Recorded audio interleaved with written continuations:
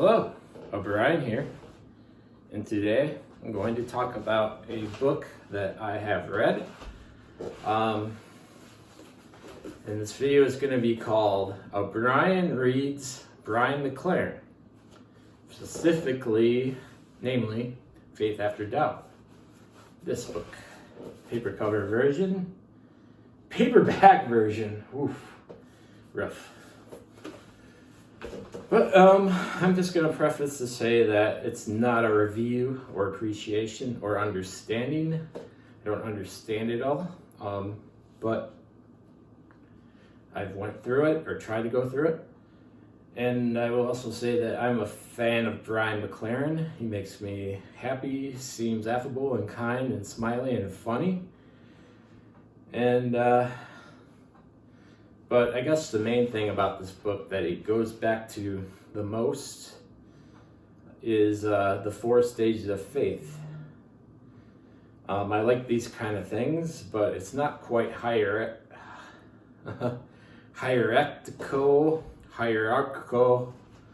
and they do kind of work into each other, but people can last in a certain stage and certain times,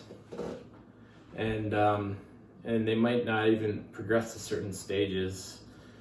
The stages are simplicity, complexity, perplexity, harmony, and perplexity is kind of associated with the title of the book, doubt. And I will say that that I may not exactly get complexity. A lot of times I've never been competent at anything really well, maybe a few things, but I never saw myself as a very successful person, but maybe in certain ways I am, but so maybe I didn't get that stage. Maybe I'm stuck in simplicity, but I've certainly been in perplexity, and maybe I've experienced harmony at times, the final stage, but or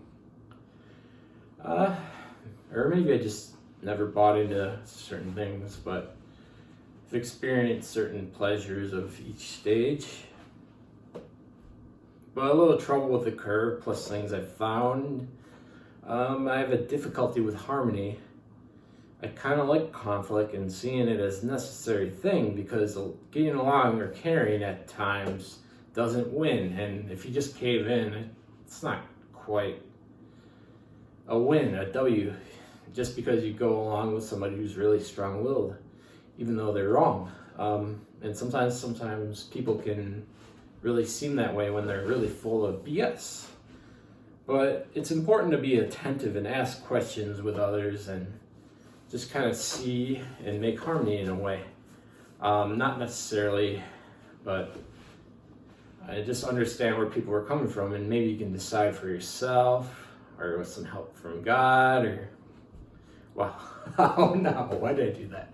But I felt like this was kind of a Christian video for a sec.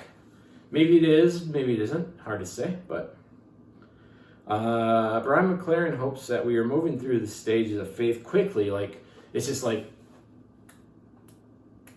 if somebody could snap, that would make sense, but you know what I mean? I can't actually snap, so that kind of illustrates with my point with lack of confidence with the stages.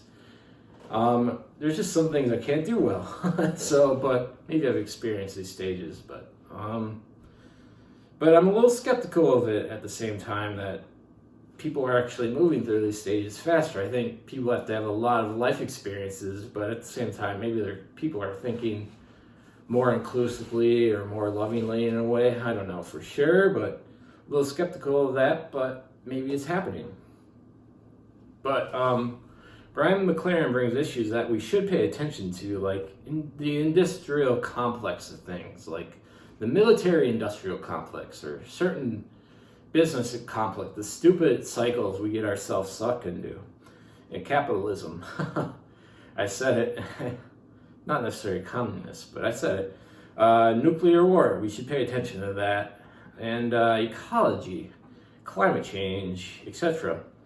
Politics do matter, and that's kind of what he's trying to push in a way. Definitely in a more liberal way, and I get it, even as kind of a conservative person in ways, but those issues that I brought up certainly matter, and they do bother me, even as a conservative person at times. And he does bring up a chapter in the book that I really liked about love. And he has a love of Corinthians and Paul, and that is an awesome thing. And ultimately, he says that, like Paul says in the Corinthians, that all these rules and regulations, what really matters is if you're doing it in love and kind of understanding and love, seeing the person, hoping that they improve, hoping that they see things right. And I think that's really cool, impressive thing to go for. But it's also a tough love, as my conservative person comes out, and I will say, but I still agree with it and like it quite a bit. And the final thing that I'll say about the book is that doubt is fine and should be expected, but it shouldn't be the end all. But it's a natural thing to doubt things and question and certain integrities, even the dogmas and all that. And that is Faith After Doubt and a rough review. A couple things that I remembered. Take care. All the best. God bless. Whatever. Cheers.